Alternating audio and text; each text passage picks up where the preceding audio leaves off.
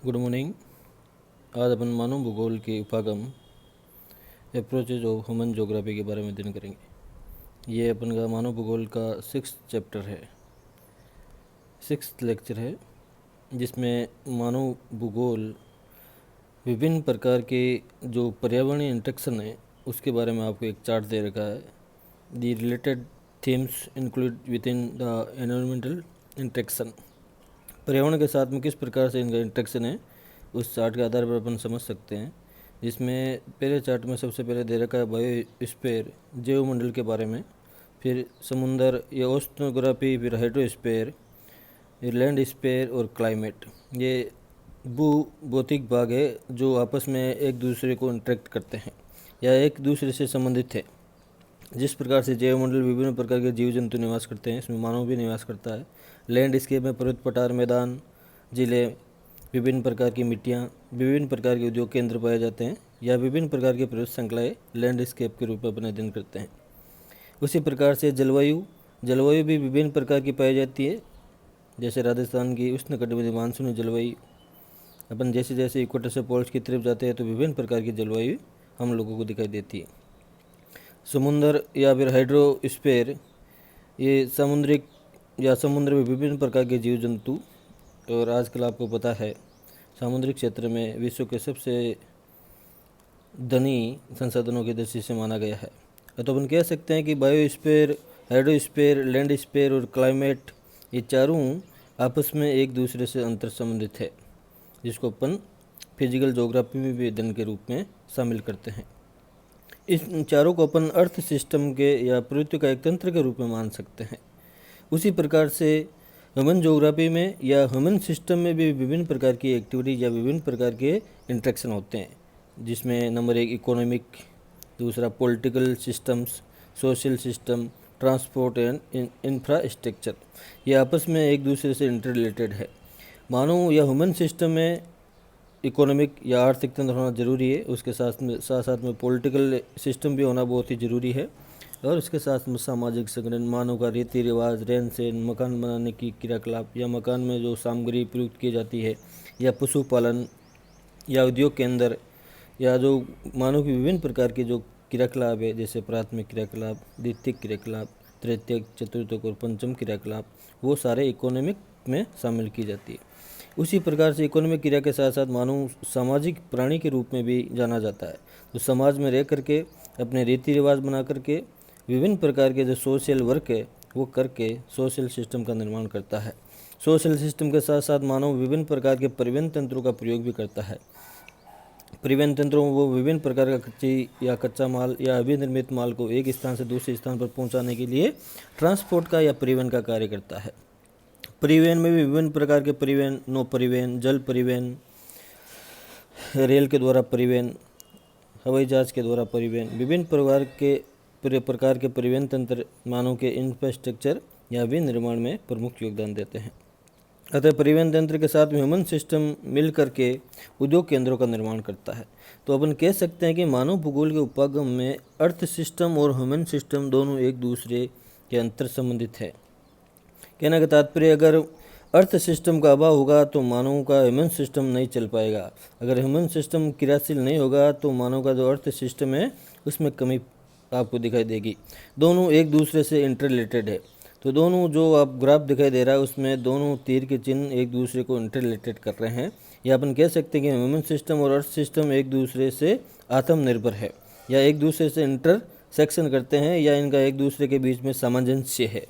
अतः इन दोनों के बीच में सामंजस्य होने के कारण ही मानव भूगोल के विभिन्न प्रकार के जो उपागम हैं उनका अपन एक एक करके अध्ययन करेंगे। अतः मानव भूगोल में पृथ्वी तल पर रहने वाले लोगों के स्थानिक वितरण का अध्ययन उसके पर्यावरण से संबंधों के संदर्भ में करते हैं। इसका शाब्दिक अर्थ यह है कि मानव भूगोल या पृथ्वी तल या लैंड सरफेस पर विभिन्न प्रकार के जो लोग रहते हैं या विभिन्न प्रकार की जगहों पर लोग का जो वितरण है, डिस्ट्रीब्यूशन है, माना कि जहाँ से घनी जनसंख्या पाई जाती है, कई ऐसी जगहें भी है जहाँ जनसंख्या का घनत्व कम पाया जाता है।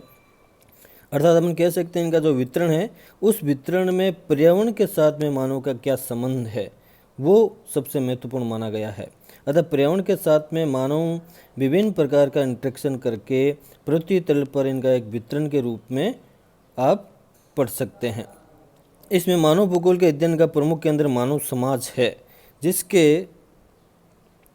जिसके कारण मानवीय व्यवहार का अध्ययन भी आवश्यक है, जिसके बिना मानव समाज की संरचना को पहचानना असंभव है।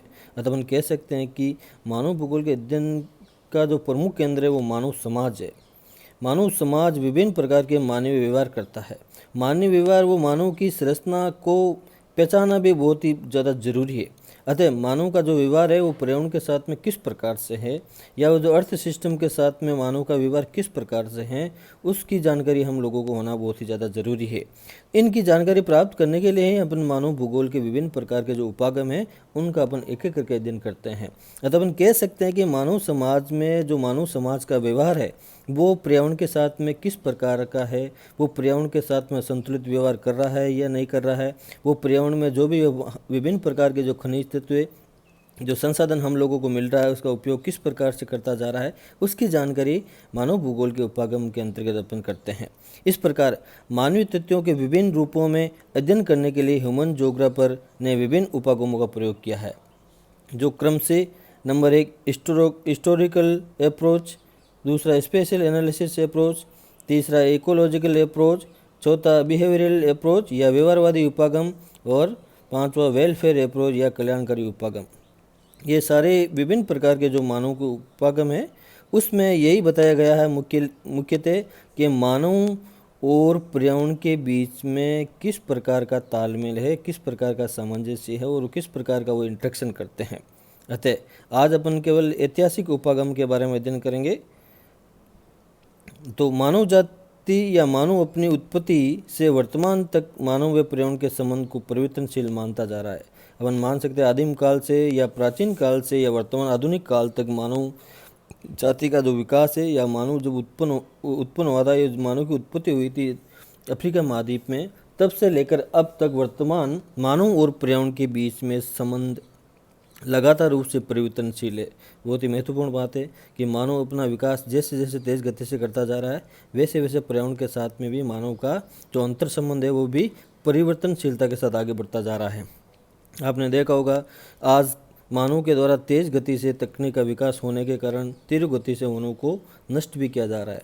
वनों को नष्ट करने के कारण पर्यावरण को नुकसान हो रहा है, जिससे वनों के अभाव के कारण वायुमंडल में कार्बन डाइऑक्साइड गैस की मात्रा बढ़ती जा रही है, जिससे ग्लोबल वार्मिंग का प्रभाव भी बढ़ता जा रहा है।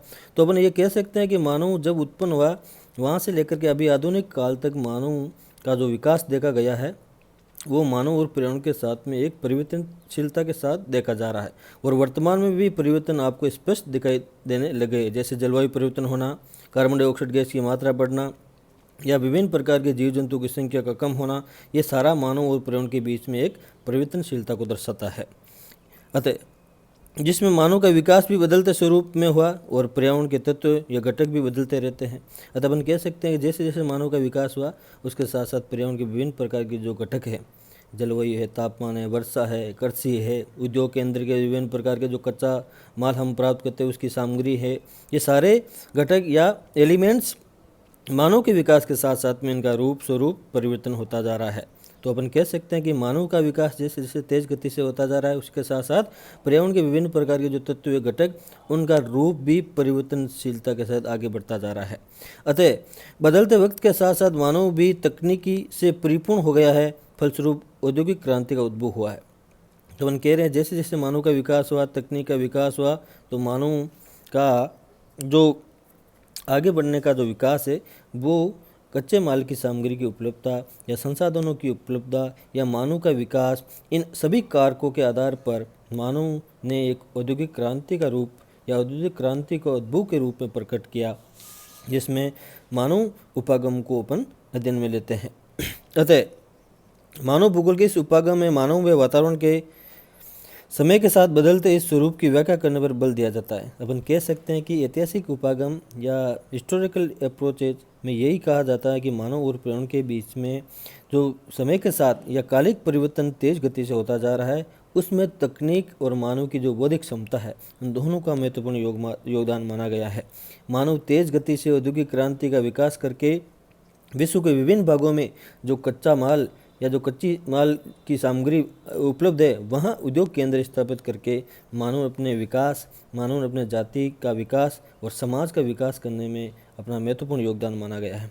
तो अपन ये कह सकते हैं कि मानव का जो मानव भूगोल का जो अप्रोचेज है, उपागम है, रीतियाँ हैं, उसमें ऐतिहासिक उपागम में यही कहा जाता है कि मानव की जब उत्पत्ति हुई, उस उत्पत्ति से वर्तमान काल तक मानव और पर्यावरण के बीच में किस प्रकार के जो संबंध है, वो संबंध लगातार रूप से परिवर्तनशीलता के साथ में आगे बढ़ते जा रहे हैं। तो अपन कह सकते हैं कि मानव भूगोल के उपागम में जो हिस्टोरिकल अप्रोच है या जो ऐतिहासिक उपागम है, उसमें मानव और पर्यावरण के बीच में जो मानवीय व्यवहार है उसका अध्ययन एक विशेष घटक के रूप में किया जाता है, जिससे यह पता चल जाता है कि मानव समाज की जो संरचना किस प्रकार से बनती है, उसमें ऐतिहासिक उपागम या पर्यावरण का भी महत्वपूर्ण योगदान है। Thanks for watching.